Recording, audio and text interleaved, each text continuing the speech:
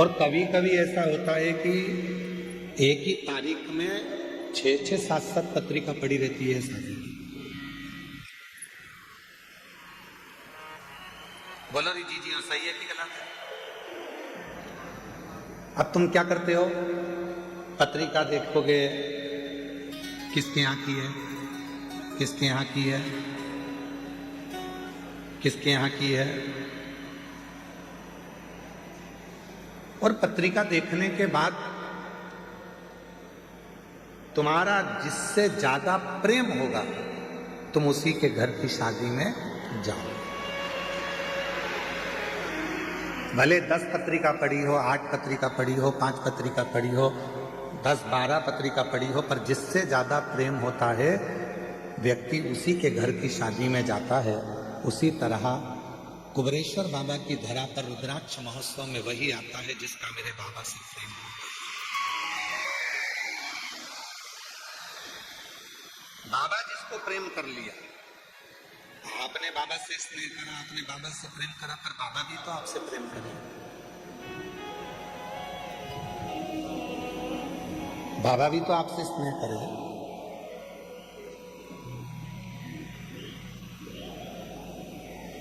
तो जितने ये लाखों की संख्या में जो शिव भक्त बैठे हैं, 1 पंडाल, 2 पंडाल, 3 पंडाल, 4 पंडाल, 5 पंडाल, पीछे के 3 पंडाल, जितने जितने पंडाल में आप लोग बैठे हुए हो, आप सब ध्यान रखना, आप बाबा को कितना चाहते हो ये नहीं मालूम, पर आपको देखकर ऐसा लगता है कि मेरा भोले बाबा आपको बहुत चाहता है। आपको बड़ा स्नेह है।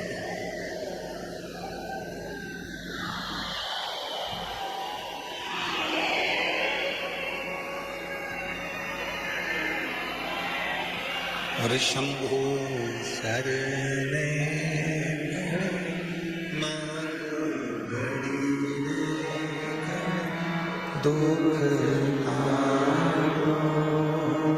दया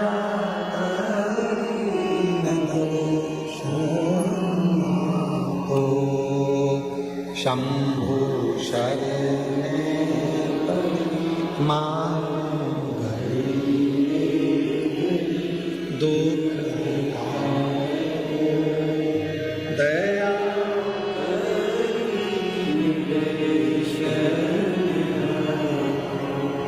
शिव आपसे प्रेम करते हैं, भगवान औघरदानी आपसे स्नेह करते हैं।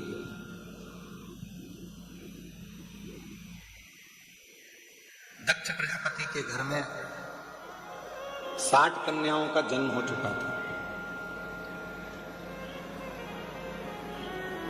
राजा दक्ष प्रजापति के घर में जब 60 लड़कियों का जन्म हो गया, 60 कन्याओं का जन्म हो गया, 60 कन्या के जन्म के बाद भी दक्ष प्रजापति ने भगवान मां जगतजननी दुर्गा भवानी से प्रार्थना कर कर एक कन्या को और मांगा।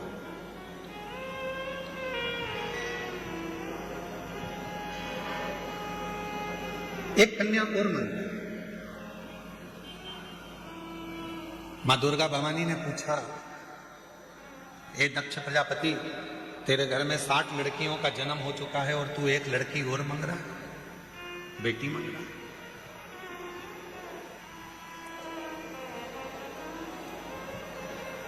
अभी हम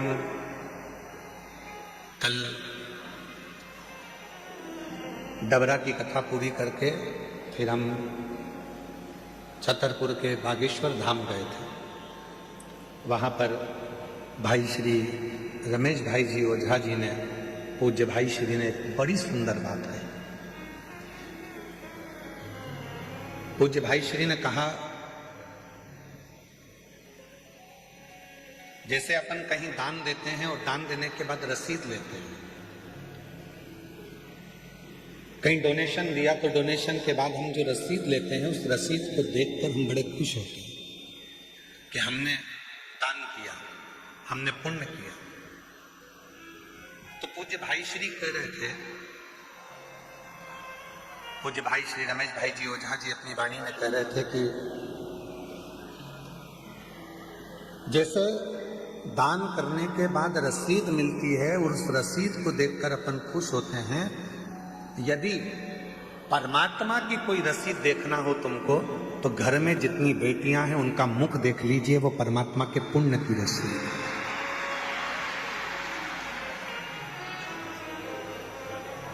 वो परमात्मा के पुण्य की रसीद है। घर में यदि एक बेटी का जन्म हो जाए तो समझ लेना कि उस भोलेनाथ ने तुम्हारे घर में एक रसीद सिग्नेचर कर दे दी है। ये रसीद ही कन्यादान करने के बाद तुम्हें पार लगा देगी, वो रसीद।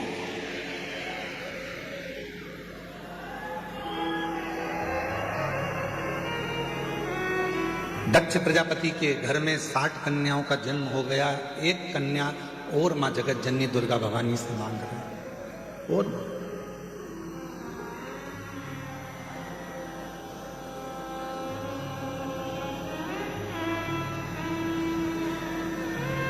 हे मां जगत जननी दुर्गा भवानी, मां हमारे घर में एक लड़की और हो जाए, एक बेटी और जन्म ले ले, एक बेटी का जन्म और हो जाए।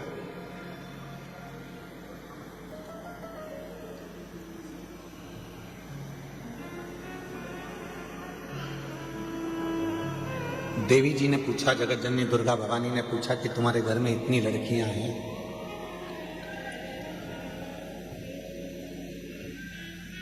पीछे की आवाज का ध्यान दे, तुम्हारे घर में इतनी बेटियां हैं, तुम्हारे घर में इतनी लड़कियां हैं, तो तुम्हें और लड़की की क्या जरूरत है? तो दक्ष प्रजापति ने मां जगत जननी दुर्गा भवानी से कहा, मां एक कन्यादान करने पर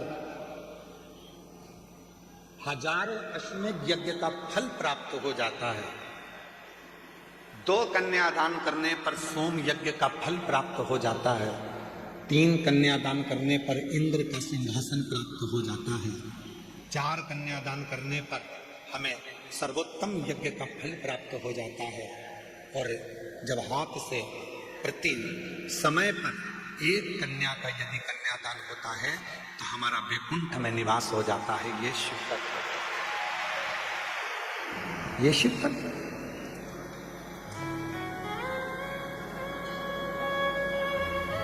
एक बेटी और दे दो। और दक्ष प्रजापति के घर में मां जगत जननी दुर्गा भवानी ने कहा कि बेटी ढूंढने के लिए कहां जाऊंगी या बेटी को खोजने के लिए कहां जाऊंगी, इसलिए मैं खुद तुम्हारे घर में, मां जगत जननी कहती हैं कि बेटी बनकर तेरे घर में आए, स्वयं तेरे घर में आए।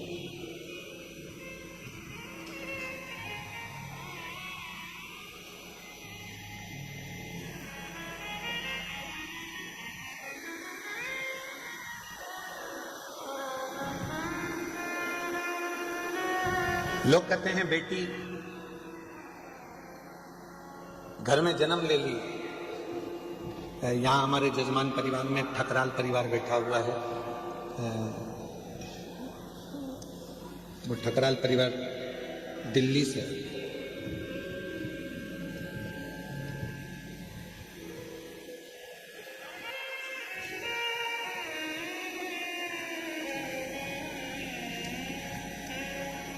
इस बेटी से हिम्मत लेना चाहिए।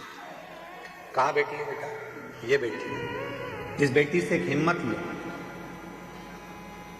एक कथा का यजमान पद ग्रहण करने के बाद में जब यहां से जाती है तो बाबा से कहकर जाती है कि दूसरे फिर जजमान बनने के लिए तुझे व्यवस्था करना है, और ऐसी व्यवस्था करना है कि मैं अपने माँ बाप को कुबेरेश्वर धाम पर आकर यजमान पद ग्रहण करा। नौकरी कर। कल एक डबरा के अधिकारी जी ने प्रश्न किया, डबरा में पूर्व गृह मंत्री श्री नरोत्तम मिश्रा जी के यहाँ कथा चल रही थी, तो वहाँ एक अधिकारी ने, वहाँ के अच्छे अधिकारी ने एक प्रश्न किया कि गुरुजी कथा बहुत होती हैं, पर आप जब शिवपुराण की कथा करते हैं तो ये आपकी कथा में बहुत सारी माताएं आती हैं, इसका कारण क्या है?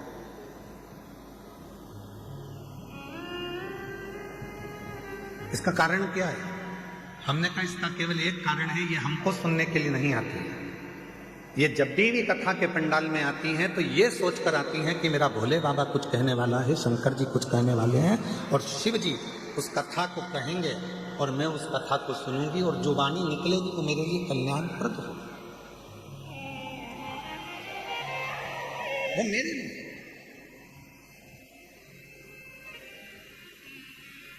एक लड़की की सर्विस नहीं लग रही थी, एक माँ बाप पत्र है,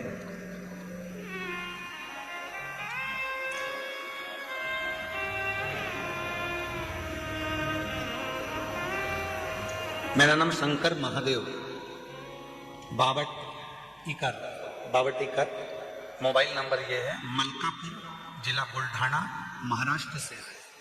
कहीं बैठे हो तो हाथ हिला सकते हैं। आप ही हैं बाबा जी, मैं आपको नमन करता हूं। ये वो पिता है, बेटी ने हिम्मत हार दी थी कि पापा मेरी कहीं जॉब नहीं लग रही है, मैं इतनी पढ़ गई फिर भी मेरी सर्विस नहीं लग रही है, कोई मुझे गवर्नमेंट जॉब नहीं मिल रही है। पिता ने अपनी बेटी से कहा कि वो सीहोर वाला बाबा कहता है कि मेहनत को 4 गुना कर, रात दिन एक कर दे, फिर एग्जाम दे। और बाप ने संकल्प लिया था कि मेरी बेटी की जैसी नौकरी लग जाएगी, जहां भी शिव पुराण की कथा होगी पैदल जाऊंगा। यवतमाल महाराष्ट्र से जैसे ही बेटी की सरकारी नौकरी लगी और वह बाप पैदल चलकर यवतमाल महाराष्ट्र से यहां पहुंचा है। आओ बाबा जी, आ जाओ, आप आ जाइए। मलकापुर, जिला बुल्ढाना, महाराष्ट्र से पैदल चलकर आए और आज से नहीं निकले हैं, कम से कम 10 दिन 15 दिन पहले के निकले हैं। धीरे धीरे धीरे धीरे शिव का नाम लेते लेते, शंकर का गुणगान करते करते करते करते यहां तक पहुंचे। विश्वास,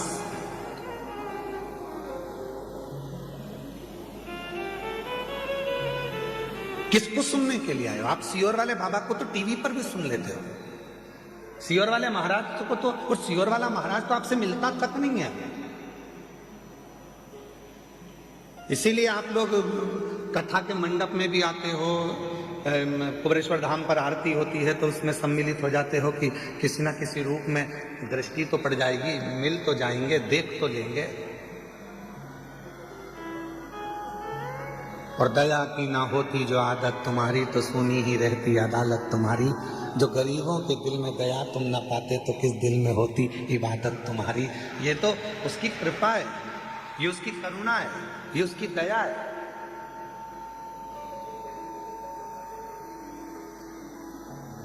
ये शिव की उदारता है।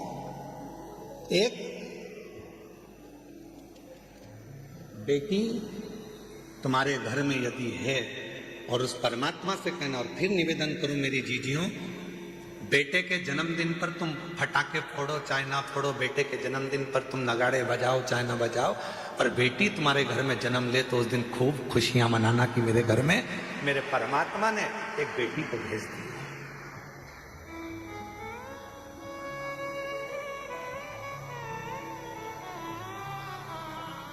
आज की बेटियां कोई साधारण नहीं है।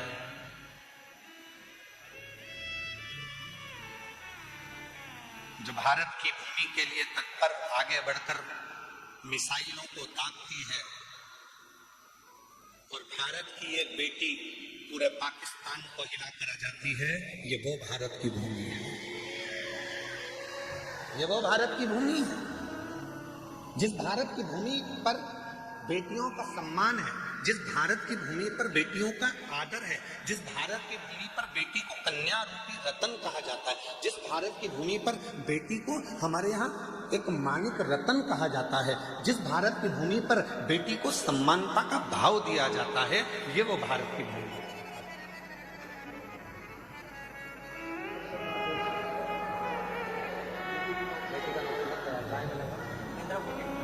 दया की ना हो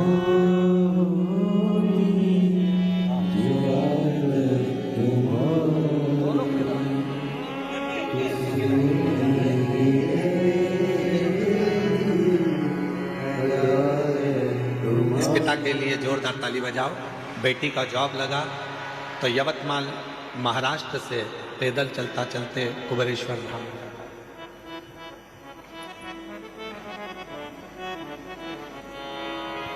और कितनी बेटियां बैठी हैं यहाँ पर, ढेरों।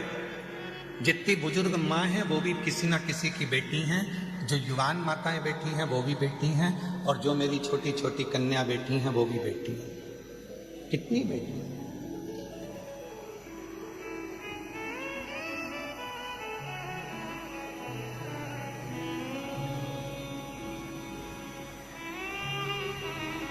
अभी भोपाल में एक सम्मेलन था, उस सम्मेलन में हम गए थे, तो उसमें हमसे पूछा गया कि आप राष्ट्र को अगर उज्जवल देखना चाहते हैं तो क्या देखना चाहते हैं?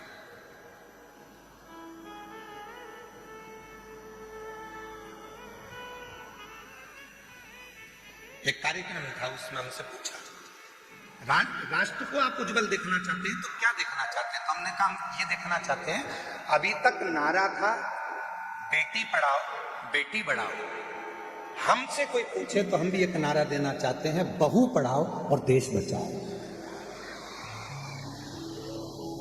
कोई हमसे पूछे तो एक नारा हम भी देंगे कि जैसे तुम बेटी को पढ़ा रहे हो, जैसे बेटी के लिए तुम अपनी जान दे रहे हो, वैसे बहू को भी अपने घर में आने के बाद उसकी इच्छा पूछो, बेटा पढ़ना है, आगे बढ़ना है, तुझे कुछ करना है। जैसे बेटी के लिए हम तत्पर हैं, वैसे बहू के लिए भी तत्पर। बहू के लिए, वो भी तो बेटी है हमारी। एक सुंदर चरित्र है अशोक सुंदरी का। अशोक सुंदरी जी की उम्र थी 9 वर्ष की। भगवान शंकर मां पार्वती की सुपुत्री अशोक सुंदरी 9 वर्ष की थी। काशी में भ्रमण कर रही थी, क्योंकि काशी उनको प्रिय था।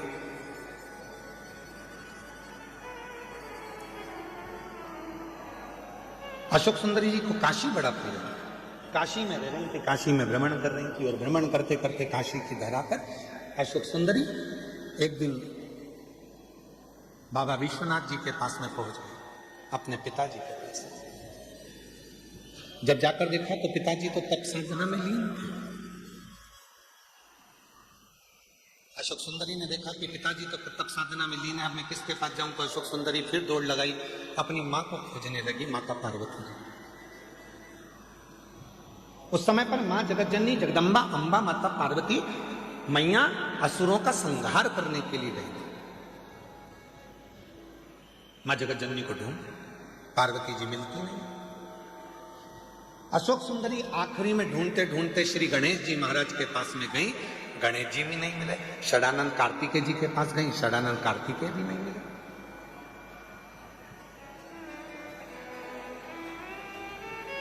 बहुत ढूंढा अशोक सुंदरी जी ने, ना पिताजी मिल रहे हैं, ना मां मिल रही है, ना गणेश जी मिल रहे हैं, ना कार्तिकेय जी मिल रहे हैं। आखिरी में अशोक सुंदरी एक स्थान पर एक वृक्ष के नीचे बैठ गई। और जो बात हमने आपसे पहले भी कही, आज फिर कहते हैं, जब तुम्हारे मन में अशांति उत्पन्न हो, जब तुम्हारे मन के अंदर बहुत ज्यादा टेंशन हो, अशांति हो, चिंता हो, डिप्रेशन हो, कहीं मत जाओ, एक किसी वृक्ष के नीचे कुछ देर के लिए। ये प्रकृति ने जो हमको वृक्ष दिए हैं, ये हमारे डिप्रेशन को, हमारी अशांति को शांत करने के लिए। किसी वृक्ष के नीचे 10 मिनट के लिए मौन होकर बैठ जाओ और बाबा के ओम नाद का स्मरण करो।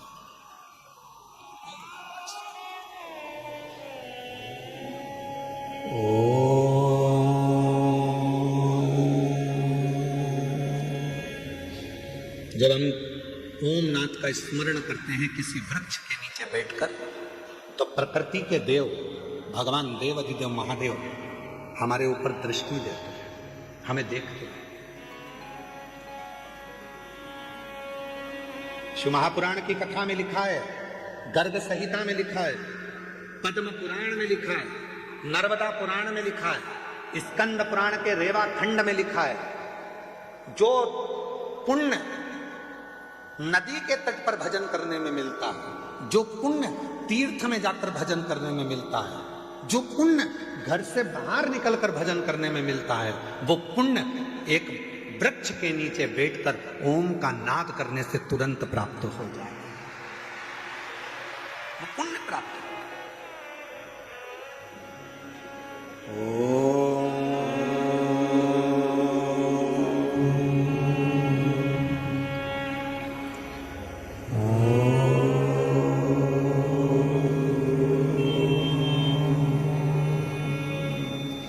एक नाद शिव से मिलने का। आप भी एक बार उच्चारण करिए, अपने नेत्र को धीरे धीरे बंद कर कर, पीठ को एकदम सीधा कर कर,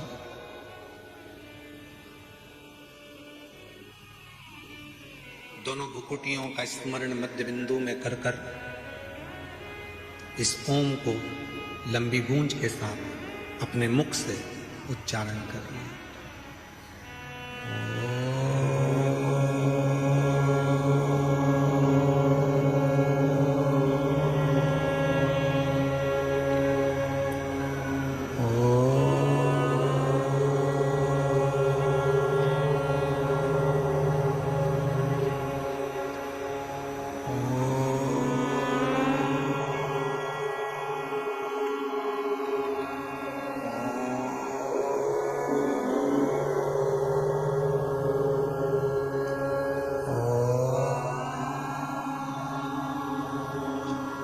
धीरे धीरे नेत्रों को खोलिए, स्मरण करिए देवाधिदेव महादेव के किसी वृक्ष के नीचे बैठकर शिव हमको देख रहे हैं और हम उस शिव को महसूस कर रहे हैं। ऐसा लग रहा है कि हमारे पास में हमारा देवाधिदेव महादेव कुबेर भंडारी स्वयं आकर खड़ा हुआ है। वो नाद वो अशोक सुंदरी ने ओम का उच्चारण किया, अशोक सुंदरी ने नाद किया ओम का। शिव पुराण की विद्येश्वर संहिता कहती है, स्कंद पुराण का रेवा खंड कहता है, किसी वृक्ष के नीचे बैठकर जब हम लंबी श्वास लेकर ओम का उच्चारण करते हैं तो महादेव हमको देखते जरूर हैं। और वही हुआ। जैसे ही अशोक सुंदरी ने काशी में बैठकर ओम नाद करना प्रारंभ करा, शिव जी की दृष्टि पड़ी तो इतने में भगवान शंकर तो तप में लीन थे और अशोक सुंदरी उनको महसूस कर रही है कि मेरे पिता।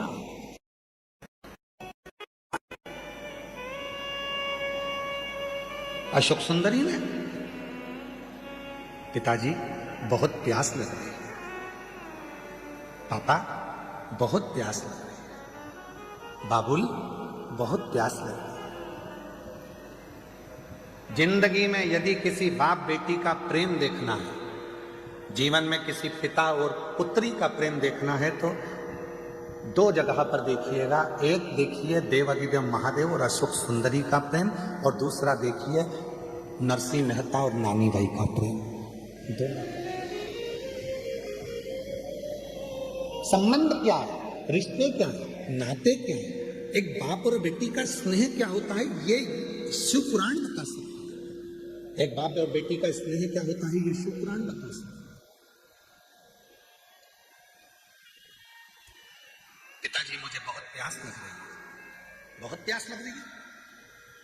पिताजी तो तप में लीन थे, कुछ बोले नहीं है, बस प्रकट हो गए, बोले कुछ नहीं, केवल प्रकट में बहुत तेज प्यास लग रही है पिताजी। पिताजी कुछ नहीं बोले। थोड़ी देर बाद अशोक सुंदरी ने देखा कि मेरे पिताजी की जटा में से तप तप तप तप करते हुए जल बह रहा था। अशोक सुंदरी को लगा कि गंगा मैया सिर पे है तो वो पानी बहा रही है, मैं क्यों ना इस जल को पी लूं। और तुरंत अशोक सुंदरी ने पिताजी के कंधे पर जाकर लिपट गई और लिपट कर अशोक सुंदरी ने अपने मुख को ऊंचा करा और शिव जी की जटा से, भगवान शंकर की जटा से जो बूंद बूंद जल टपक रहा था उसको अशोक सुंदरी ने पीना प्रारंभ कर दिया।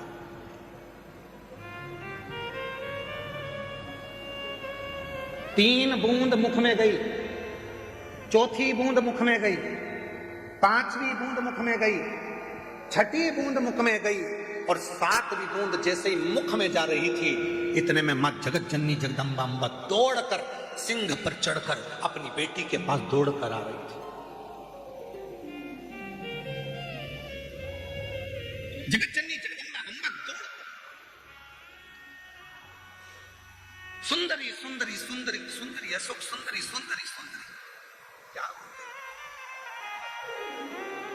शिवजी ने देखा कि पार्वती जी इतनी इतनी जल्दीबाजी में कहां से आ गई, तो पार्वती जी को देखकर शंकर भगवान तुरंत पूछा, क्या हो गया पार्वती, जो तुम इतने चिल्लाती चिल्लाती अशोक सुंदरी सुंदरी सुंदरी अशोक सुंदरी सुंदरी सुंदरी अशोक सुंदरी करती हुई आ रही हो, क्या हुआ? अरे वो अशोक सुंदरी तुम्हारे पीछे बैठी है, उसको प्यास लग रही थी, पानी नहीं मिला, तो वो तुम्हारे शीश से जो बूंद बूंद जल टपक रहा है ना, उसको पी रही है।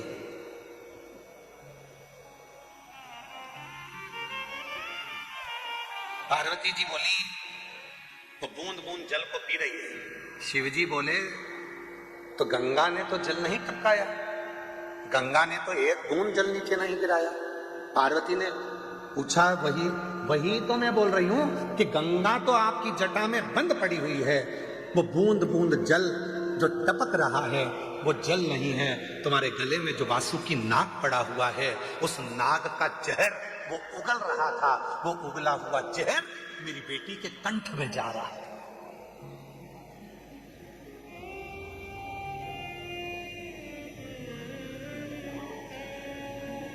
वो वासुकी नाग का उगला हुआ जहर मेरी बेटी के कंठ में जा रहा है,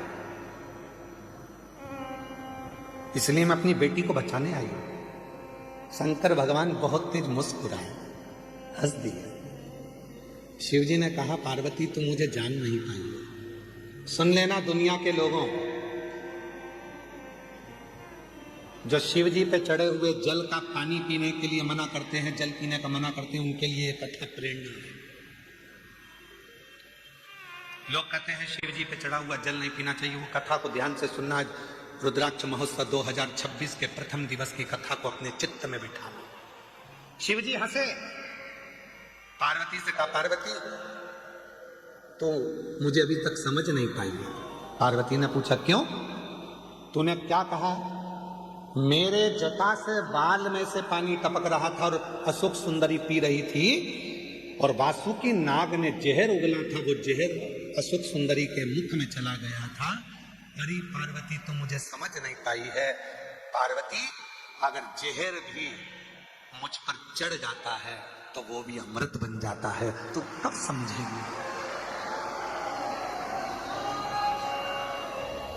दुनिया के लोग कहते हैं शिव जी पे चढ़ा हुआ जल नहीं पीना चाहिए, उनके लिए यह अशोक सुंदरी और काशी का संवाद कहता है कि शंकर भगवान के जटा में गले पर कालिया विष अपना वासुकी नाग अपना विष उगल रहा था, और वो विष जटा में से टपक रहा था, जिनको अशोक सुंदरी ने पिया था। पार्वती तो मुझे समझी नहीं। पार्वती, एक बेल पत्र मुझ पर चढ़ती है तो वो औषधि बन जाती है, एक दुर्वा मुझ पर चढ़ती है तो वो औषधि बन जाती है, एक बेर मुझ पर चढ़ता है तो औषधि बन जाती है, एक चावल का दाना मुझ पर चढ़ता है धन्य, वो औषधि बन जाती है। अरे पार्वती, जो जल मुझ पर चढ़ता है वो भले कैसा भी हो, वो मेरे ऊपर चढ़कर गंगा जल जैसी औषधि बनकर सुख प्रदान कर देता है। औषधि कहता है। अब दुनिया के लोग बोलते हैं कि गुरुजी जल नहीं पीना चाहिए, तो दुनिया के लोग तो ये भी कहते हैं कि जल मत पियो, भले मदिरा पी लो।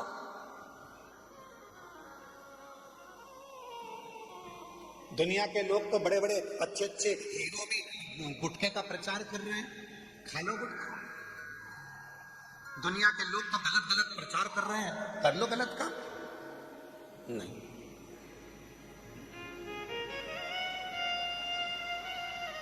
शिव कथा कह रहे हैं,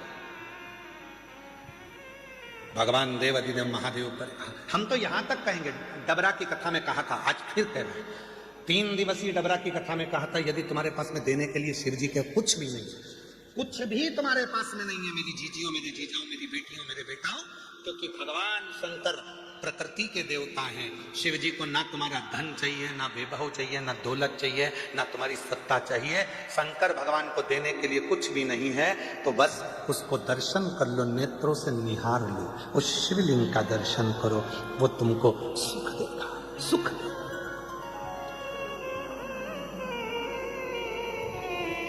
जब हम रात्रि को यहाँ पर पहुंचे, तो रात्रि में यहाँ पर आए तो एक माता जी ने एक पर्ची लिख के दरवाजे में सरका दी। तुम ऐसा मत करना। एक माता जी ने पर्ची लिखी और दरवाजे में सरका दी। हमने आशीष से बोला कि पर्ची उठाना जरा। आए थे बस, अंदर गए, प्रवेश करा और कमरे में जैसे पहुंचे तो पर्ची पड़ी थी। तो हमने उस पर्ची को पढ़ा, तो उस पर्ची में हमने कहा आशीष जरा पर्ची उठाओ। पर्ची उठाई तो उसमें लिखा था कि कंकर शंकर शिला के हम जल नहीं चढ़ा पाएंगे, तो हम दूर बैठ के भगवान की पूजन करें, आराधना करें, चलेगा। हमारा निवेदन है, लाइट चाहते हो तो डीपी के पास जाने की जरूरत नहीं है। कनेक्शन तुम्हारे पास में है। तुम जहां बैठकर कंकर शंकर की धरा पर उस शिव को याद करोगे, वो वहीं आकर दर्शन देगा। जहां तुम बैठे हो, जहां तुम हो।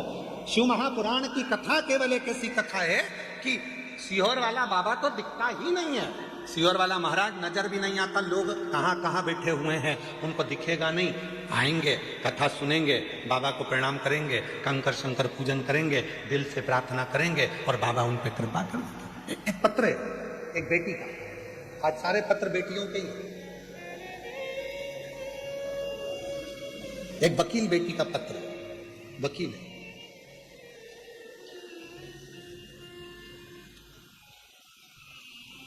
मैं सरोज परिहार, जोधपुर राजस्थान से आई हूं। कहीं बैठी हो सरोज जी परिहार? आप ही हैं? ऐसा हाथ हिला दो एक बार वापिस जी। आ जाइए, एक बेलपत्र लेकर जाइए। मैं सरोज परिहार, जोधपुर राजस्थान की निवासी हूं। मेरा मोबाइल नंबर ये है। मैं और मेरी ननंद बाईसा आपकी कथा वर्ष 2019 से सुन रही हैं। हम दोनों पिछले 5 सालों से लगातार रुद्राक्ष अभिषेक में, यहाँ रुद्राक्ष महोत्सव में आते हैं। ऐसा कोई साल नहीं गया जिस साल मुझे मेरे भोलेनाथ ने नहीं दिया। रुद्राक्ष महोत्सव कर कर जाती हूँ और 3 से 4 महीने में बाबा मुझे कुछ ना कुछ देता जरूर है। 5 साल से रुद्राक्ष महोत्सव में आ रही हूँ। 5 साल से लगातार रुद्राक्ष महोत्सव अटेंड करती हूँ, सुनती हूँ। गुरुजी, आपकी कथा बहुत दूर दूर होती है, सीहोर हमारे नजदीक पड़ जाता है। हम लोगों के भाग्य हैं जो साल में 2 कथा गुरु पूर्णिमा की और रुद्राक्ष महोत्सव की मिल जाती है, तो हमारे तो पंडाल की कथा पूरी हो जाती है। गुरुदेव, मेरी 2 बेटियां हैं। छोटी बेटी, बड़ी बेटी का साथ में विवाह हुआ दोनों का, छोटी का भी बड़ी का। पर छोटी बेटी का ससुराल सही नहीं होने की वजह से उसको तलाक हो गया। उन लोगों ने बेटी के बारे में गलत गलत उठाना चालू करा कि इसकी बच्चेदानी नहीं है, बच्चादानी खराब है, बच्चादानी है ही नहीं। ऐसी अफवाह उड़ाई कि बेटी दिन भर रोती थी। गुरुदेव, 2018 में मेरी बेटी की शादी दूसरी करा दी। मेरी बेटी वकील थी, पर प्राइवेट, सरकारी नहीं। 2018 में शादी हुई और बेटी ने कहा, माँ, डॉक्टर के हिसाब से ऐसा लगता है कि मैं माँ नहीं बन सकती, क्या करूं? मैं अपनी बेटी को लेकर यहां आ गया और कथा सुनवाई बेटी को। कथा सुनने के बाद जब बेटी पहली बार यहां से गई, उसका गर्भ ठेर गया। पर ना जाने ऐसा क्या हुआ कि बेटी का जो बच्चा हुआ वो शांत हो गया। बेटी फिर टूट गई। मेरे से कहा, माँ, मैं वापिस अभी नहीं जाऊंगी क्योंकि मेरा मन बड़ा दुखी है। तो मैंने अपनी बेटी से कहा, उसने तुझे पुत्र दिया था, उसने ले लिया, क्यों चिंता करती है, चल कथा में। बेटी को वापिस कथा में लेकर आई और बाबा की ऐसी कृपा हुई कि बेटी जब दूसरी बार कथा से गई तो वो सरकारी वकील बन गई। सरकारी वकील बन गई। तीसरी बार फिर कथा में आई तो उसका खुद का मकान बन गया और बाबा की ऐसी कृपा हुई, तीसरी बार कथा में आई तो बाबा की कृपा से उसका वापिस बाबा ने पुत्र दे दिया। ये शिव की। गुरुदेव,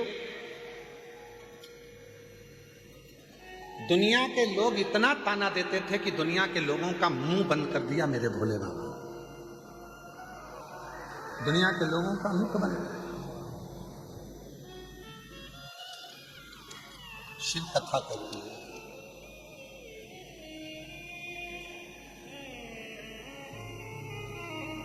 हमने हमारा जो बच्चा हुआ है, बेटी का लड़का, उसका नाम दुनिया बहुत सारे महाराजों ने बताया, इससे नाम रखना उससे नाम रखना, पर हमने तो सीहोर वाले कुबेरेश्वर बाबा के नाम पे ही उसका नाम कुबेर सिंह सोलंकी रखा है। हमने उसका नाम कुबेर सिंह। इसमें एक लाइन माता ने लिखी कि मेरी बेटी इतनी टूट गई थी, वकील होकर इतनी टूट गई थी कि वो अपने शरीर को नहीं रखना चाहती थी, इतनी टूट गई। हिम्मत दी शिव ने, सीहोर वाले महाराज ने नहीं। और फिर निवेदन है, तुम सीहोर वाले महाराज के चक्कर में पड़ना भी मत, बिल्कुल भी। तुम चक्कर में पड़ना वो कुबेरेश्वर बाबा के, तुम चक्कर में पड़ना वो काल अधिपति महाकाल के, तुम चक्कर में पड़ना वो विश्वनाथ के, हमारे नहीं। तुम्हारे चक्कर में हम बाहर नहीं निकल पाते हैं। कहाँ है सोमानी जी? सही है, तुम सबके चक्कर में हम बाहर नहीं निकल पाते। कभी मन भी करता है कि इतना बड़ा मेला लगा हुआ है, इतनी बड़ी मेला चल रहा है, चलो थोड़ी देर भोजनशाला चलकर देख लें, सबसे मिल लें। वो मिलना तो गया, तुम्हारी भोजन की थाली रख रख के तुम सब माँ इकट्ठे हो जाते हो, और हमको डर लगने लगता है कि कहीं तुमको तकलीफ ना हो।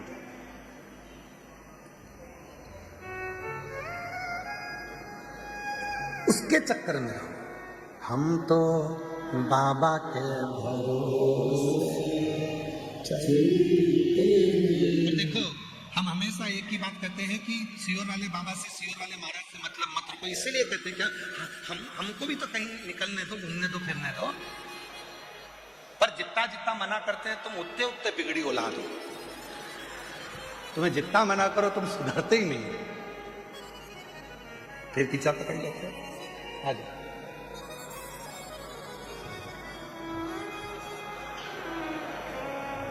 बाबा ने हमको चलना सिखाया, बाबा ने हम।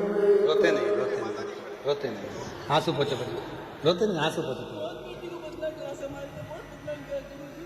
रोते, आंसू पोछो, पहले आंसू पोछो। अच्छा, खुश होकर जा, बाबा ने सब सुन लिया ना, साथ दे दिया, क्या सोचना। ये बेटी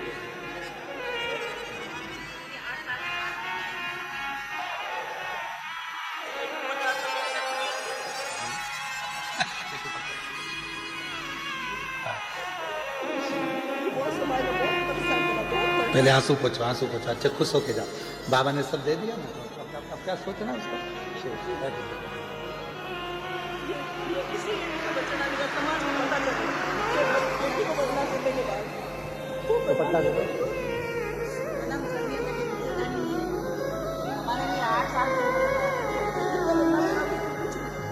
शिव जी जी कह रही हैं कि बेटी को ऐसा कह दिया था कि बच्चेदानी नहीं, बच्चेदानी नहीं, तो पूरी समाज में बात फैल गई, उससे कोई शादी ना करे। आखिरी में उसने सोच लिया था कि शरीर नहीं रखूंगी। तब वो बहन अपनी बेटी को लेकर एक रुद्राक्षोत्सव में यहाँ आ गई। बेटी कथा सुनी, बेटी की शादी हो चुकी थी, वहां पर भी उसको सम्मान नहीं मिल पा रहा था कि संतान ने बाबा ने दे।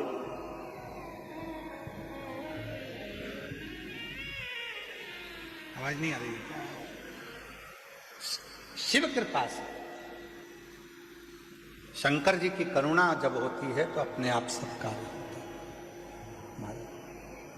इसीलिए आप लोगों से फिर कहते हैं, ऐसे दयालु नाथ से रिश्ता मेरी जीजियों, जितनी मेरी जीजी जीजा हैं, जितनी स्तुति हम करें उतनी स्तुति आपको करना है। हम भी बोले और तुम भी बोलो साथ। तुम्हारी आवाज और हमारी आवाज दोनों मिले तो आनंद। ऐसे रिश्ता बनाई, ऐसे दयालु नाथ से रिश्ता मिलता रहेगा आपको जो कुछ भी चाहिए, मिलता रहेगा आपको जो कुछ भी चाहिए, ऐसी करिश्मा होगा जो हुआ कभी नहीं, ऐसा करिश्मा होगा जो हुआ कभी मांगा ही भोलेनाथ से वरदान है, मांगा है भोलेनाथ से वरदान, तेरी दया बनी रहे जब तक है जिंदगी, तेरी कृपा बनी रहे जब तक है जिंदगी, मांगा है भोलेनाथ से वरदान, मांगा है भोलेनाथ से वरदान, उसकी कृपा, उससे संबंध, वो नाता, वो रिश्ता, वो तुम्हारा हो जाए।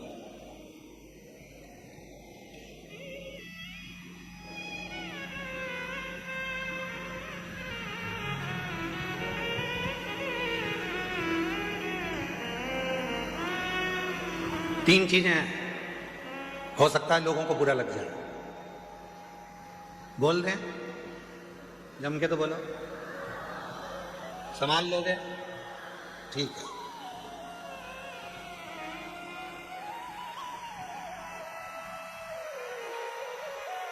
वो कुत्ता किसी काम का नहीं जिसको पालो और अपने को ही काट लो।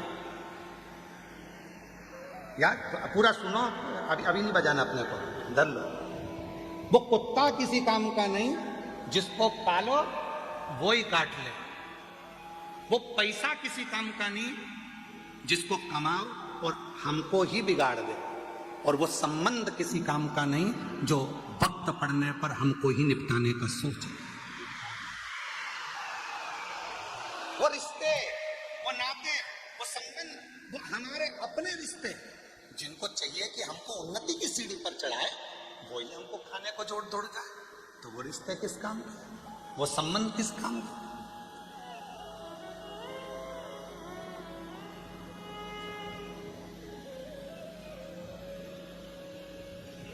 हमारे देवर जी तो बहुत अच्छे हैं, पर हमारी देवरानी ने हमारे देवर को कब्जे में करके रखा, रिश्ते खत्म कर दिए।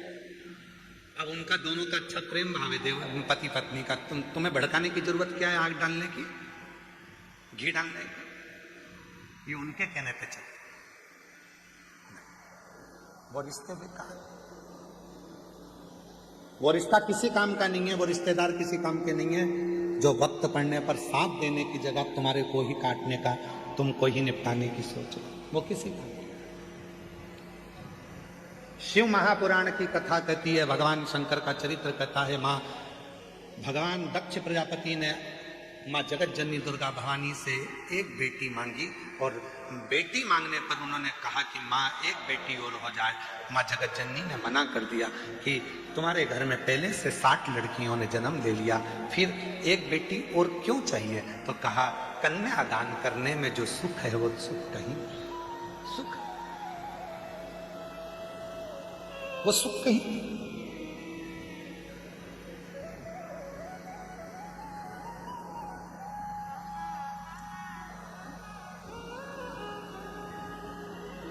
जगत जननी जगदम्बा अम्मा ने कहा कि मैं स्वयं तुम्हारे घर में बेटी बनकर चली आई। माँ जगत जननी दुर्गा भवानी खुद बेटी बनकर आई और प्रसूति के गर्भ से एक कन्या ने जन्म लिया जिसका नाम सती। माता सती बाल्य अवस्था से, जब माता सती का जन्म हुआ था, जब गोदी में माता सती जी थी, प्रसूति की गोद में माता सती थी, बाल्यावस्था में माँ सती माता की गोद में जब अटखेलियां कर रही थी, दक्ष प्रजापति ने सती के जन्म उत्सव को मनाया, सारे देवताओं को बुलाया, सबको निमंत्रण दिया। शिव जी के पास में भी निमंत्रण गया, शंकर जी के पास।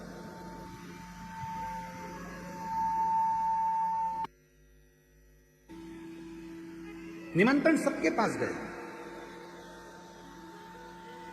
सती मैया का जन्म हुआ है, सारे देवता सब माता सती का दर्शन करने के लिए सब आए। सती मैया अपनी अटखेलियां में लगी हुई थी, छोटी सी थी, गोदी में पड़ी हुई थी, गोदी में खेल रही थी, माँ की गोद में माता सती खेल रही थी। किसी देवता को माँ सती ने नहीं देखा, अपनी अटखेलियां करें। भगवान नारायण भी आए, लक्ष्मी जी भी आई, ब्रह्मा जी भी आए, ब्रह्माणी भी आई, इंद्र भी आए, इंद्राणी भी आई, गरुण भी आए, वरुण भी आए, सारे 33 कोटि देवता आए।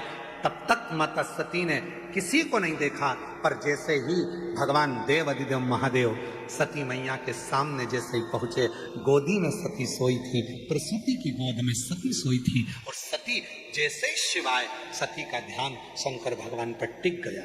जैसे शंकर की कथा सुनने वाले, शिव महापुराण की कथा सुनने वाले कैसे होते हैं?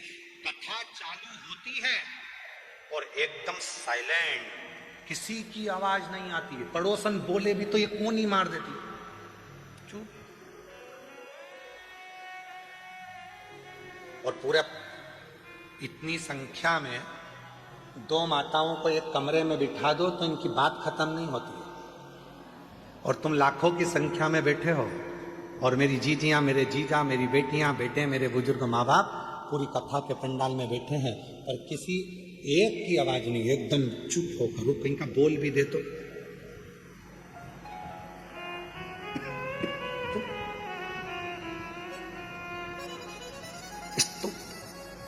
जैसे सती मैया भगवान देव अधिदेव महादेव को देखकर एकदम स्तुप्त हो गए, कुछ नहीं कर रही है, न पांव हिलाए न हाथ हिलाए, शिव को देख रही है, केवल शिव।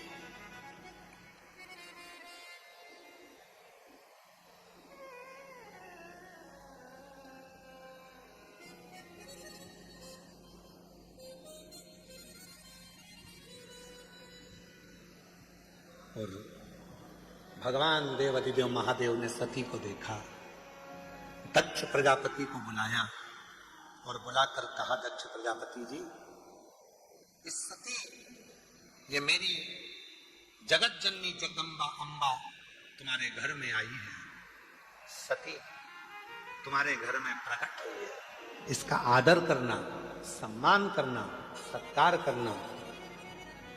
जिस घर में बेटी का अपमान होता है, जिस घर में बेटी का आदर नहीं होता है, जिस घर में बेटी का सत्कार नहीं होता है, एक दिन वो घर में धीरे धीरे लक्ष्मी संपदा वैभव समाप्त होते चले जाता है। आदर, बेटी का आदर। और आपका पूरी कथा को उठाकर देख लीजिए, दक्ष प्रजापति ने ना सती का सम्मान करा, ना सती जी के पति का सम्मान करा, ना सती का आदर करा, ना सत्कार करा। आखिरी में हुआ क्या?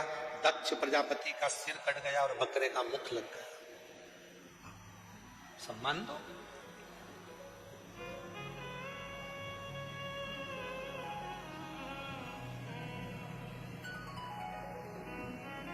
एक हमारे यहां पुरानी कहावत है, बहन बेटी आती है, अभी अभी तो भगवान ने सबको संपदा दी है, धन दिया है, तो लोग साड़ी दे देते हैं। पहले कहते थे बहन बेटी आई, ब्लाउज का टुकड़ा दे दो। क्या दे दो? अरे जम के तो बोलो, ब्लाउज का टुकड़ा। ऐसा घड़ी बना हुआ रहता था ऐसा, और 60, 70, 80 रुपए में मिल जाता था। ऐसा अच्छा बढ़िया पन्नी में धरा धरा है। तो माता इतनी चतुर होती थी, उसमें टीकी का पत्ता रख के और 2 चूड़ी रख के और ऐसा उसको बढ़िया जमा जमू के और उसको बहन बेटी को दे दे, ब्लाउज का टुकड़ा दे। क्यों? दक्ष प्रजापति अपने राजसभा में, अपनी सभा के अंदर सती को एक जमीन का टुकड़ा नहीं दिया था बैठने के लिए, तो वो दक्ष प्रजापति का घर भी गया और शीश भी गया। अगर वो एक टुकड़ा दे देते तो दक्ष प्रजापति का ना शीश कटता, ना दक्ष प्रजापति का घर जाता। इसलिए बहन बेटी को एक टुकड़ा ब्लाउज का देकर बहन बेटी का आशीर्वाद प्राप्त कर लिया जाता है, जिससे घर अच्छा है। एक टुकड़ा बहुत। 2 शब्द हैं, जरा ध्यान से सुनिएगा। एक होता है चरण में रहना और एक होता है शरण में रहना। 2 शब्द हैं, एक है चरण में रहना और एक शरण में रहना। मंदिर में जाते हो, तुम्हारे घर के मंदिर में भगवान को दिया लगाते हो, पूजन करते हो, अगरबत्ती लगाते हो, धूप बत्ती लगाते हो, प्रणाम करते हो, मतलब तुम भगवान के चरण में हो। कहां पर हो? जम के बोलो जरा, चरण। इसको कहते हैं चरण में रहना। अब शरण में रहना किसको कहते हैं? मंदिर में जाकर प्रणाम कर कर, दिया लगाकर, बत्ती लगाकर, अगरबत्ती लगाकर, नमन कर कर, दिया बत्ती नीवी करी, बस भगवान के मंदिर के सामने चले गए और भगवान के मंदिर के सामने जाकर फिर तुम अपनी नौकरी पे, अपनी सर्विस में, अपनी दुकान पर, अपने व्यापार में तुम चले गए। मतलब दिन भर जब तक दूसरे दिन तक तुम भगवान के सामने नहीं पहुंचते तब तक भगवान की शरण में तुम बने हुए हो। कहीं पर भी चले, कहीं पर। हमारा एक नियम है, हम जब भी कहीं कथा करने के लिए जाते हैं तो यहां बाबा के साष्टांग दंडवत करके, बाहर तो हम ज्यादा निकलते नहीं है तुम्हारे चक्कर में, क्योंकि हम दंडवत करें तुम्हारे ऊपर दंडवत कर दो, तो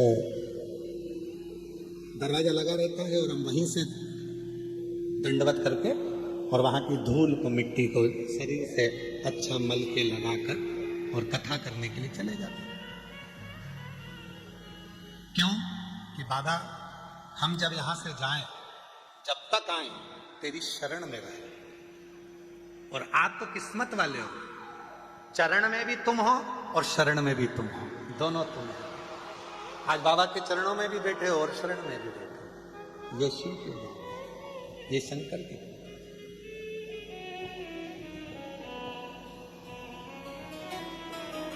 इसलिए शिव महापुराण की कथा वर्णन कर रही है महाराज।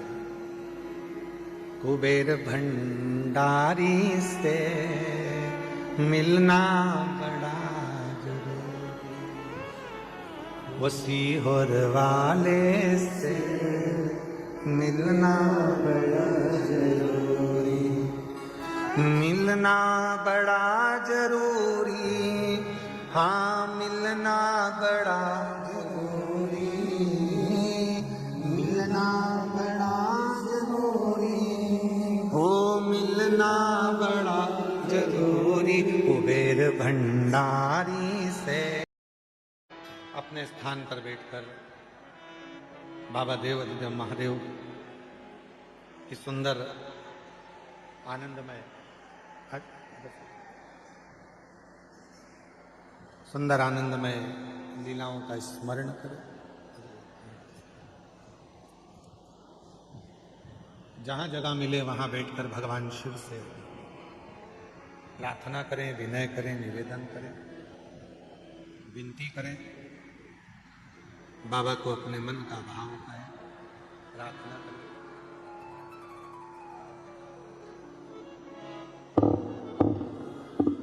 कुबेरेश्वर बाबा की ये पवित्र धरा है जहां बैठकर देवादिदेव महादेव से अपने मन का भाव करें, दिल से प्रार्थना करें, विनय करें, निवेदन।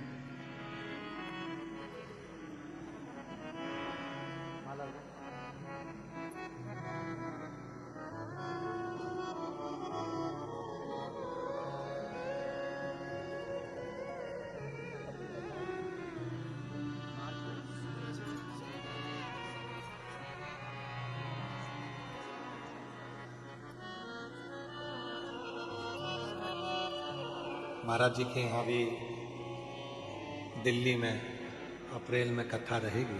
एक बार जोरदार ताली बजाकर बहुत बहुत साधुवाद।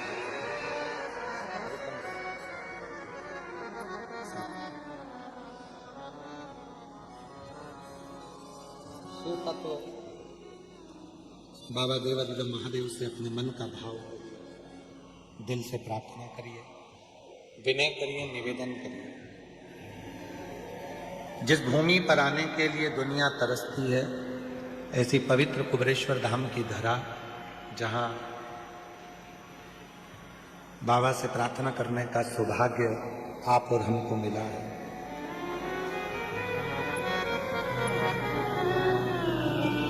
बाबा को अपने मन का भाव कहिए, प्रार्थना करिए, विनय करिए और दिल से बाबा को नमन करिए।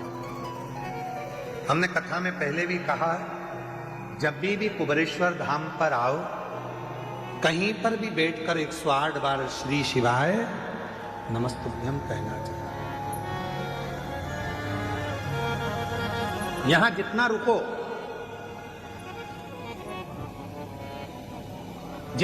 उतना भजन करो।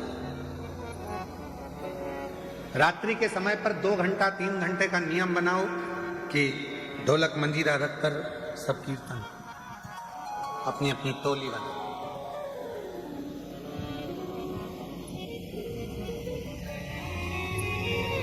भगवत नाम का जप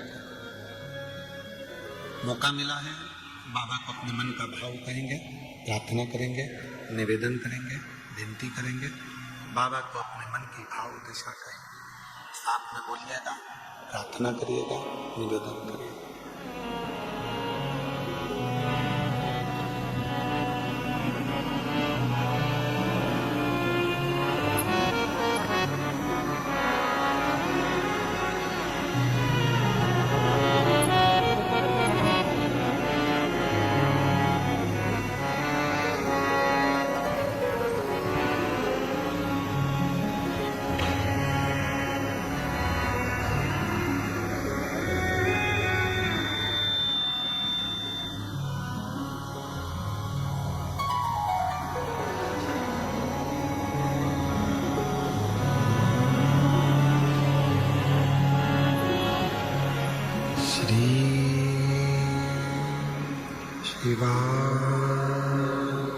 नमस्तु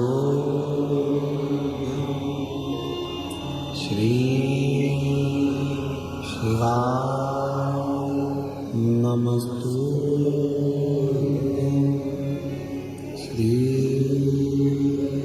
शिवाय नमस्तु श्री शिवाय नमस्तु श्री शिवाय नमस्तु। भोला सब दुख काटो, ओ भोला सब दुख काटो। शिव शंकर जपो तेरी माला, भोले बाबा जपो तेरी माला। भोला सब दुख काटो, ओ भोला सब दुख काटो। वेश है मंगलकारी, वेश है मंगलकारी। शमशान वासिया, शमशान वासिया, ओ भोला सब दुख काटो। ओ भोला सब दुख काटो, ओ भोला सब दुख काटो।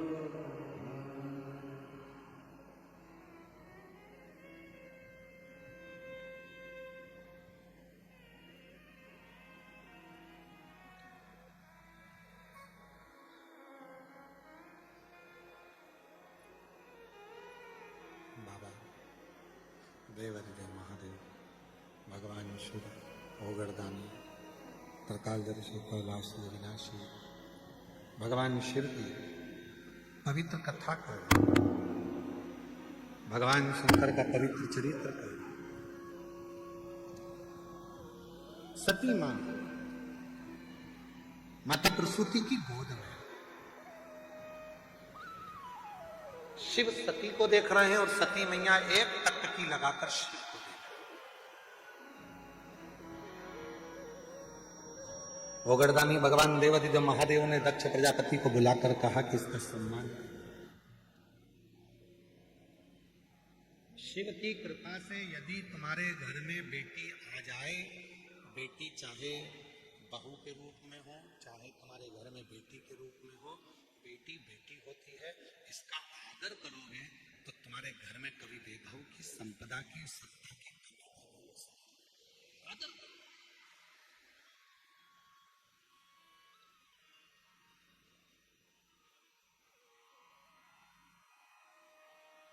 पर दक्ष प्रजापति आदर नहीं कर पाए, इसलिए उनका शीश भी कटा।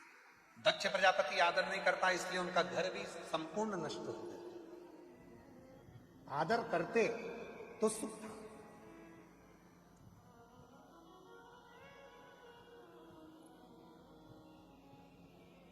बेटी, अन्न और पानी, थोड़ा ध्यान दीजिए। क्या क्या चीज है जम के बोलो। पहले नंबर पर बेटी, दूसरे नंबर पर अन्न जिसको हम खाते हैं, तीसरे नंबर पर पानी जिसको हम पीते हैं। इन तीन का आदर हमेशा होना चाहिए। आजकल बड़ी बड़ी पार्टियों में पानी की बोतल रख दी जाती है, लोग पानी पीते हैं, आधी बोतल पानी पिया और फेंक दिया। आधी बोतल पानी पिया और फेंक।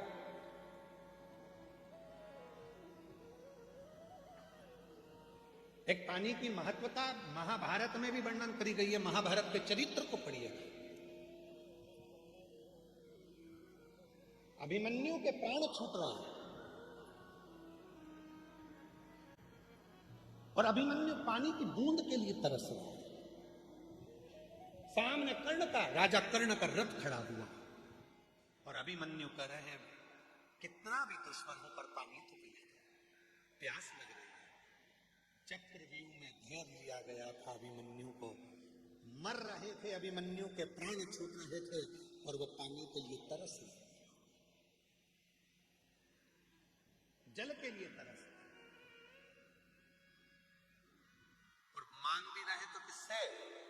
कहा दुनिया का सबसे बड़ा दानी, दुनिया का सबसे बड़ा दानदाता यदि कोई था तो वो राजा कर्ण थे। मांग भी रहे हैं तो किससे? राजा कर्ण से। जल दे दो, जल, पानी पीना है। अभिमन्यु कह रहा है प्राण छूट रहा है, मुझे पानी दो। पास में जल की छाजल रखी थी। छाजल जानते हो क्या? जम के तो बोला, छाजल जानते हो? एक मोटा सा, ना जाने ऐसा कोई कपड़ा आता है और कपड़ा इधर से सिला रहता है, इधर से सिला रहता है, चारों तरफ से उसमें इधर से सिलकर एक मुंह बना रहता है, उसमें पानी भर दिया जाता है और मुंह को बांधकर गाड़ियों में उसको टांग देते हैं तो पानी ठंडा होता रहता है, उसको पीते हैं। और रथ में,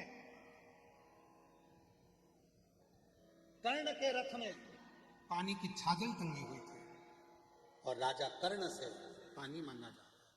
अभिमन्यु के रथ मुझे जल, और राजा कर्ण ने पानी का अपमान कर उस पानी की छाजल को उसके पास में पटक दिया, पर वो पानी अभिमन्यु को पीने को नहीं दिया, पीने को नहीं।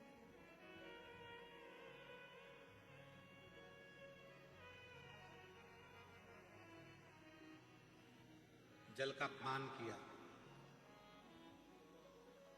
हमारा निवेदन है शादियां करो, आप मना नहीं है, शादियों में पानी भी रखो, मना नहीं है, पर वो पानी की जो बोतल है उस पानी पर एक लाइन बोतल में लिख देना चाहिए कि मैं जल हूं, आने वाले समय का कल हूं, मेरा सदुपयोग करो। बोतल में पानी बच जाए तो जेब में रख लो, बाद में पीना।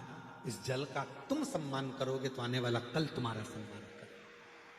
मैं जल हूं, आने वाला कल हूं, इसका आदर तुम करोगे तो तुम्हारा भी आदर होगा, वरना समय बड़ा गलत आएगा। एक एक बूंद जल के लिए मनुष्य तरस जाए, एक एक बूंद जल के लिए मनुष्य तरस जाए। जी जियो।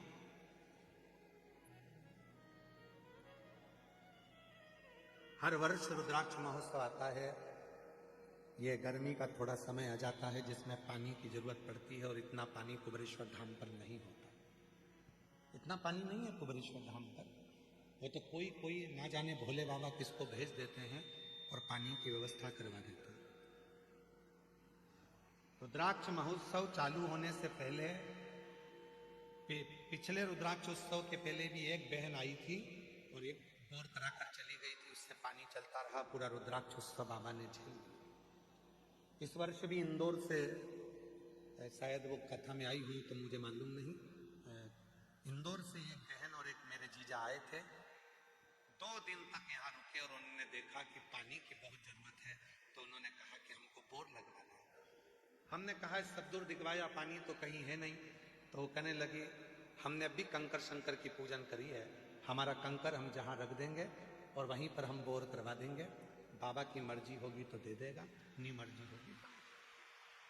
और अगर वो आए हों इस कथा में तो खड़े हो सकते हैं, इंदौर के थे और उन्होंने पीछे जाकर एक बोर करवाया और बाबा की कृपा से उसमें पानी आया, जो बाबा की कृपा से आज आप सब लोग पी रहे हो। ये शिव की कृपा, शिव की कृपा। छोटी छोटी पानी की बोतल रहती है, शादी में मिल जाती है। हमारा निवेदन है शादी वालों को भी कहना चाहिए कि आप लिफाफा देते हो मना नहीं, आप देते हो मना नहीं, पर यदि भोजन कर रहे हो पानी बच गया है, वो पानी की बोतल अपने साथ जेब में रख के ले जाओ तो गाड़ी में पी लेना। पर पानी का सम्मान, जल का सम्मान, जल है तो कल। और आप लोगों से भी निवेदन है, 7 दिन तक अपने पिता के घर में रह रहे हो, कोई नल चालू है, कोई पानी ढुल रहा है, तो आप प्रयास कर कर उसको बंद करना, जल का सदुपयोग करना, जिससे आपको भी जल का सदुपयोग करना आएगा। तो आने वाले समय में जो भी शुभ भक्त यहाँ पहुंचेगा तो वो भी जल का सम्मान करेगा, जल का सम्मान। अभिमन्यु कह रहा है मुझे जल दे दे। राजा कर्ण ने पानी की छाजल को उठाकर जमीन पर फेंक दिया और वो जल पानी का गिर गया, पर अभिमन्यु को जल पीने को नहीं दिया, जल पीने को नहीं दिया। और पूरी महाभारत उठाकर देखिए, राजा कर्ण को मारने वाला कोई नहीं था, राजा कर्ण के प्राण लेने वाला कोई नहीं था। राजा कर्ण जैसे शूरवीर का भी अगर अंत हुआ है तो जल से हुआ है। जो जल राजा कर्ण ने अभिमन्यु को नहीं पिलाया, पानी जमीन पर गिर गया। युद्ध चल रहा था दूसरे दिन का और राजा कर्ण रथ लेकर भाग रहा था युद्ध करने के लिए, और उसका रथ का पहिया जहां छाजल गिरी थी, पानी गिरा था, वहां कीचड़ हो गया था, उसमें पहिया फंस गया और कर्ण का पहिया नहीं निकला। आखिरी में राजा कर्ण के प्राण छूट गए, मर गए। वही जल, घर की बेटी, जल और अन्न, अन्न भी उस परमात्मा की कृपा से मिला है, उसका अपमान ना किया। भोजन की थाली में उतना लीजिए जितनी जरूरत है, घर में भी भोजन उतना लीजिए जितनी जरूरत है, जितना पा सकते हो। ज्यादा आ गया उसको निकाल कर एक कागज में रख लो, घर से जब गाड़ी पे निकलो कोई भूखा मिले, तुम्हारी बची हुई 2 रोटी उस भूखे को देकर जाना, जो पेट भर कर खाएगा तो दुआ भी देगा। तो दुआ भी, बेटी का भी सम्मान करो, जल का भी सम्मान करो, अन्न का भी सम्मान करो, ये बहुत जरूरी है। और जितना जितना हम सत्कर्म करते हैं उतना उतना फल हमको। एक पत्र है, अच्छा है, देखिए। मैं सुनीता विजय केशव शेट्टी, मैं जिला धाराशिव, गांव उमरगा से आई हूं। मेरा मोबाइल नंबर ये है, कहीं बैठी हो तो हाथ हिला सकती हैं, अगर कहीं बैठी हो आप ही हैं, आ जाइए, बेलपत्र लेकर जाइए। मैं सुनीता विजय केशव शेट्टी, जिला धाराशिव, गांव उमरगा, मोबाइल नंबर ये है। मेरा बेटा साईराज, उम्र 15 साल है। मेरा बेटा जब 4 साल का था तब से उसको सोराइसिस की बीमारी हो गई। सोराइसिस की बीमारी इतनी बढ़ गई कि पूरे शरीर को खुजालता और दाग पड़ जाते और शरीर ठीक नहीं रहता। 15 साल का बेटा हो गया, जब वो 4 साल का था तब से उसको बीमारी है। 11 साल से लगातार इस बीमारी का इलाज करवाते करवाते थक गए, पर वो बीमारी का हल नहीं। तब किसी के कहने पर मेरे बेटा बेटी को लेकर मैं सीहोर आ गई और बाबा के धाम में पिछले वर्ष रुद्राक्ष महोत्सव में पहुंची। यहाँ का रुद्राक्ष महोत्सव पहुंचकर यहाँ की मिट्टी को बेटे के शरीर पर लगाई, बाबा से प्रार्थना करा, निवेदन कर कर यहाँ से चली गई। उस समय पर हमको रुद्राक्ष नहीं मिला, क्योंकि रुद्राक्ष महोत्सव में रुद्राक्ष वितरण बंद रहता। हम वापिस आए, रुद्राक्ष लेकर गए 2 महीने बाद आकर, और उस रुद्राक्ष का जल हम अपने बेटे को देते। शरीर में जब वो नहाता तो बाल्टी में पानी में डाल देते। बाबा की कृपा से वो 50% अच्छा हुआ। 50% उसको आराम लग गया। 50% जब आराम लगा, मेरा बेटा कहता है, माँ अब मेरे शरीर में आराम लगना प्रारंभ हो गया। तब आपने सोमवार की अष्टमी का एक उपाय बताया था, जो मैंने अपने बेटे से करवाया, और करवाने के बाद बेटे को वो दुर्वा शिव जी के नंदी के पास बिठाकर खिला दी। जिस दिन से खिलाई आज तक मेरे बेटे को सोराइसिस की बीमारी नहीं रही। मेरा बेटा पूर्ण तरह से अच्छा हो गया। मैं बाबा को प्रणाम करती हूँ। पहला फोटो लगा रही हूं जिसमें मेरे बेटे के शरीर पर सोराइसिस की बीमारी है। एलईडी पर दिख रहा है। पहला फोटो है जिसमें मेरे बेटे के पूरे शरीर पर सोराइसिस की बीमारी है, और दूसरा फोटो लगा रही हूं जब मेरा बेटा पूरी तरह से स्वस्थ हो गया, उसका पूरा शरीर अच्छा हो गया। ये दूसरा फोटो मैं अपने बेटे का लगा। एक शिव पत्र, एक पत्र और है, अच्छा है, सुंदर, देखिए। संतोष कुमारी नाग, तहसील फतेहपुर, जिला बाराबंकी से आए। कहीं बैठी हो तो हाथ हिला सकती हैं। संतोष कुमारी नाग, तहसील फतेहपुर, जिला बाराबंकी से आए। कहीं बैठी हो तो हाथ हिला सकती हैं। कहीं बैठी हो, बाराबंकी से आई हैं, और अगर कहीं बैठी हो तो हाथ हिला सकती हैं, और अगर बैठी हो तो एक बेलपत्र लेने के लिए आ सकती हैं। गुरुजी, एक लोटे जल का मैं क्या वर्णन करूं। 2019 में मेरे पूरे शरीर पर सफेद दाग हो गए। सफेद दाग की बीमारी हो गई, पूरा चर्म मेरा सफेद पड़ने लगा। इतनी परेशान हो गई कि दवाई ले लेकर हार गई। इतनी दुखी होती, मेरे बेटे की और मेरी बेटी की शादी कैसे होगी, मेरा बेटा और बेटी की शादी कैसे होगी।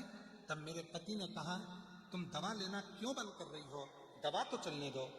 मैंने दवा वाले से पूछा कि दवा देते हैं तो हर महीने चेक क्यों करते हैं, जांच क्यों करवाते हैं। उसने कहा कि जो दवाई दी जाती है उससे देखा जाता है कि केवल लीवर और किडनी पर असर तो नहीं आ रहा, इसलिए जांचें कराई जाती है। मेरे पति से मैंने कहा, अब मुझसे दवा खाते नहीं बनती। 2019 से दवा खाते खाते 2025 में गया और ठीक नहीं हुआ। तभी वो मेडिकल वाले ने कहा, एक सीवर वाला बाबा कथा कहता है, तुम सुनो। हम यही रुद्राक्ष उत्सव में 2025 में आए और बाबा की कथा सुनकर यहाँ की मिट्टी को भर कर ले गए, शरीर पे लगाती, जल चढ़ाती, पानी को पीती और उसी पानी से स्नान करती। आज बाबा की कृपा से मेरा पूरा शरीर वापिस वैसा की वैसा ही हो गया। मेरे सफेद चर्म का जो बीमारी थी, रोग था, वो पूरा समाप्त हो गया। कहीं बैठी हो, संतोष कुमारी नाग, तहसील फतेहपुर, जिला बाराबंकी से आई है। कहीं बैठी हो तो आ सकती हो। शिव शिव है, शंकर शंकर है, ओघड़दानी ओघड़दानी, वो शंभु वो शिव।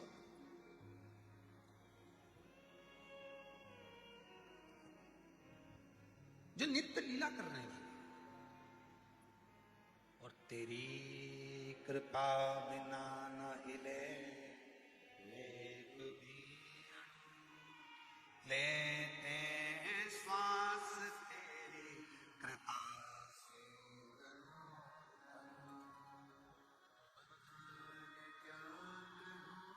बेटे को सोराइसिस था, पूरी तरह से अब सही हो गया। एक बार जोरदार ताली बजाकर साधुवाद।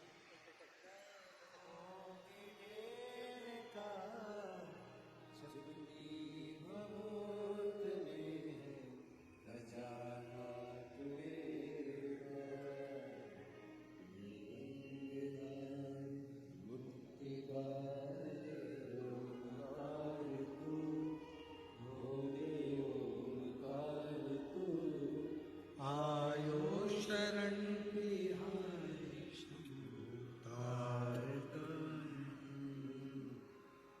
सती शिव जी को देख, शिव जी सती को देख। 3 का आदर करिए, बेटी का आदर करिए, जल का आदर करिए, और तीसरे नंबर पर आप सब बोलिए अन्न का आदर करो। जो भोजन ग्रहण कर रहे हो उस अन्न का सम्मान करो, अन्न का सम्मान।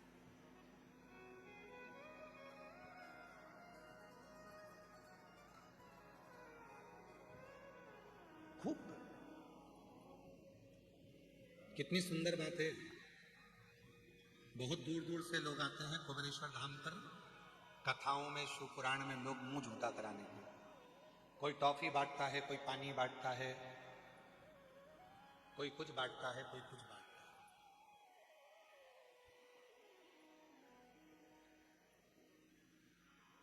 आप लोग बांटते हो इसलिए समिति ने भी ऐसी व्यवस्था करके रखी है कि जो पानी की 1 लीटर की बोतल होती है वो तुम्हें 5 रुपए में मिल जाती है।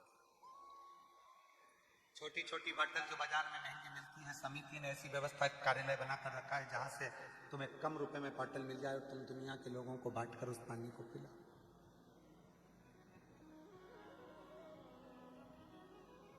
जो अन्न बांटने वाले हैं, कोई बिस्कुट बांटता, कोई टॉफी बांटते, कोई घर से खुरमा बना कर लाते, मठरी बना कर लाते, कुछ बना कर लाते, वो बांटते हैं। उनसे पूछो कि उनको क्या फल मिलता, उनसे पूछो।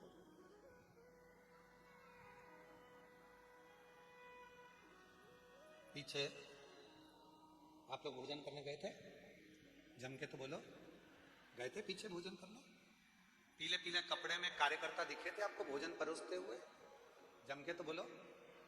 मुख पर पट्टी होगी, सिर पे कैप होगा, पीला कलर का उनका जैकेट होगा। श्री शिवाय नमस्तुभ्यम मालेगांव की वो टीम है देवीदास जी की।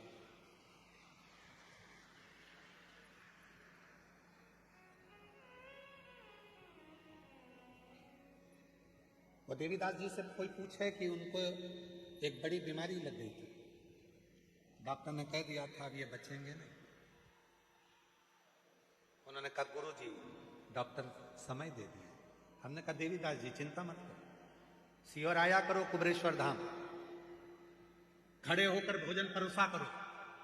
केवल कुबेरेश्वर धाम पर आकर बैठे नहीं रहना है, सेवा भी करना है। बाबा की आरती हो तो दर्शन भी करना है। बाबा की जोत का दर्शन करो, आरती का दर्शन करो, भोजन परोसो, झाड़ू लगाओ, सेवा करो। गुरु जी डॉक्टर ने तो समय दे दिया। हमने कहा क्यों चिंता करते हो? लगातार कई सालों से डॉक्टर भले समय दे दिया पर देवीदास जी को चलाने वाला भी वो भोलेनाथ आज तक चला रहा है। ये शिव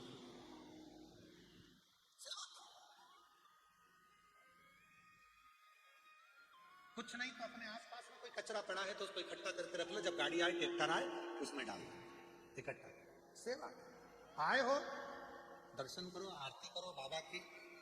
दुनिया के लोग आते हैं प्रदोष की आरती का भाव करने के लिए, दर्शन करो, दिल से बाबा की आराधना करो, साधना भक्ति जितना मन सके। और हर घड़ी हर पल श्री शिवाय नमस्तु, श्री शिवाय नमस्तु, उसका स्मरण करते, उससे विनती करते। रात को सोओगे, खूब चक नींद में रहोगे, खूब चक नींद में, इतनी तेज नींद आ रही होगी। ये कुबेरेश्वर बाबा की भूमि का प्रभाव बता रहे हैं हम आपको। कमरे में भी सो रहे हो, रूम में सो रहे हो, कुबेरेश्वर धाम के आसपास के जितने होटल हैं चाहे तुम उनमें जाकर सो रहे हो। तुम्हारा कमरा भले एसी का हो, कूलर का हो, पंखे का हो, चाहे तुम जमीन पे सो, चाहे कुबेरेश्वर बाबा की बाहर कितनी भी होटल बनी है उन होटलों में जाकर सो, चाहे किसी के भवन में जाकर सो। कुबेरेश्वर बाबा की भूमि का प्रताप ऐसा है, कितनी भी चक नींद में सो रहे होगे, एक क्षण के लिए रात्रि के समय पर तुम्हारी नींद एकदम चमक कर उठेगी, एकदम लगेगा कोई आया है। चाहे होटल में सो लो, जमीन पे सो लो, चाहे कुबेरेश्वर बाबा की, अचानक से वो आता है, तुम्हारे सिर पर हाथ रखकर आशीर्वाद देकर चला जाता है। चिंता मत करना। क्यों चिंता? मेरा तू ही तो हमदर्द है, जिसे हर दर्द तू ही तो हमदर्द, बोलो बोलो, जिसे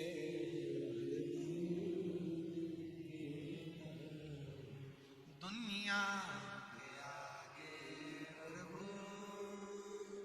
चुपचाप, दुनिया के आगे चुपचाप, मेरा तू ही तो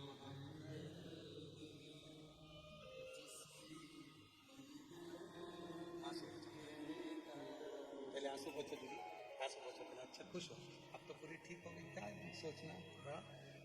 शरीर में सफेद दाग हो गए थे, चिंता लग गई थी बेटी की शादी कैसे होगी, बेटे का ब्याह कैसे करूंगी, कौन संभालेगा इनको। शरीर देखकर लोग हंस रहे थे। आज बाबा के धाम में आई और कथा सुनकर मिट्टी को लगाकर चली गई, साथ मिट्टी ले गई, लगाती रही, विनती करती रही। बाबा से कहकर गई थी अगले रुद्राक्ष उत्सव में मेरा पूरा शरीर सही कर देना। आज पूरी सही होकर आई, पूरी सही। अच्छा खुश होकर जाओ, खूब आनंद लो। तो हम दर्द में जिसे हर दर्द कहता, दुनिया के आगे प्रभु चुपचाप रहता, दुनिया के आगे प्रभु चुपचाप रहता, मेरा तू ही तो हमदर्द जिसे हर दर्द वो आता है, स्पर्श करता है, लगता है, नींद खुलती है एक झटके में, चला एक झटका।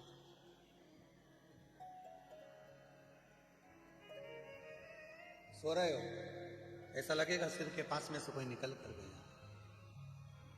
एसी के रूम में सो रहे थे, होटल में सो रहे थे, अच्छे अच्छे कमरे में सो रहे थे, फिर कौन आ गया।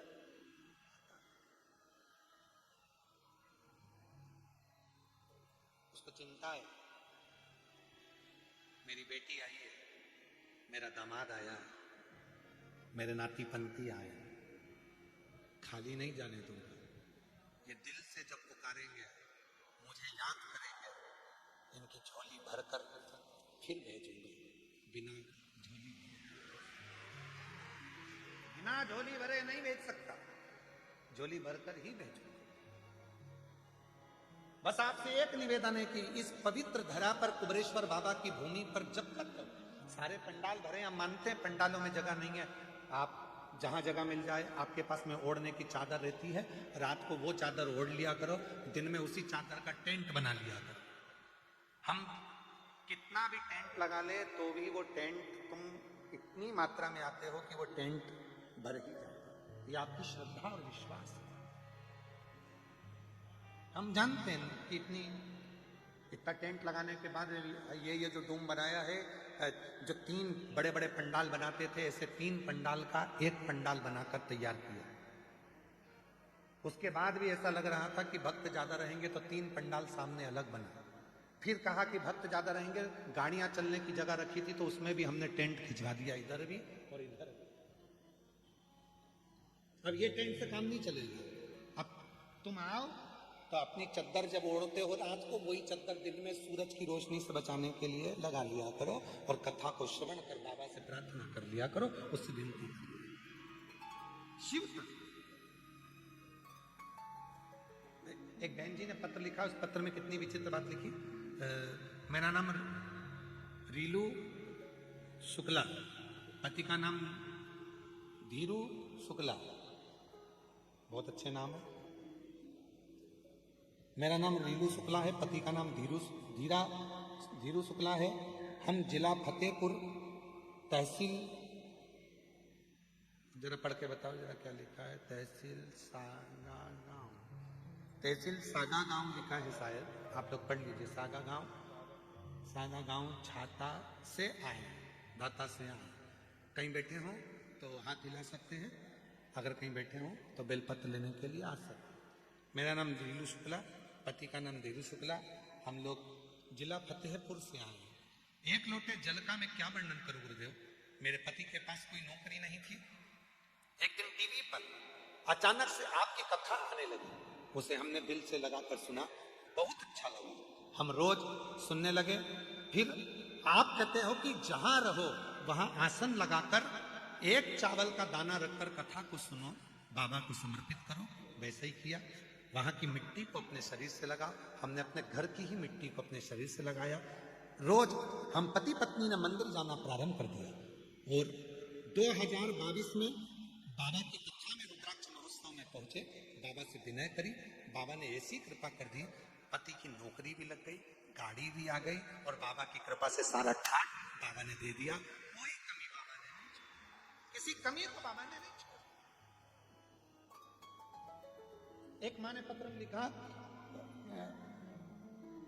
सो बालीबाई सुदामा चौहान, जय सेवालाल गौर बाजार से हूं। मैं महाराष्ट्र की रहने वाली हूं। मेरा गांव का नाम पीपल गांव कमानी है। मेरे बेटे का नाम सुखदेव सुदामा चौहान। मेरे बेटे की नौकरी नहीं लग रही थी, हार चुका था। तब बेटे से कहा, अब की बार तू जो कंपटीशन एग्जाम दे तो मेहनत को 4 गुना कर लो। सियोर वाला बाबा कहता है अच्छी परिश्रम करो, मेहनत करो, बेलपत्री में शहद लगाकर शिव को समर्पित करो। मेरे बेटे ने भी वही करा और बाबा की कृपा से 2025 के रुद्राक्ष महोत्सव में मेरा बेटा भी मुझे लेकर आया था।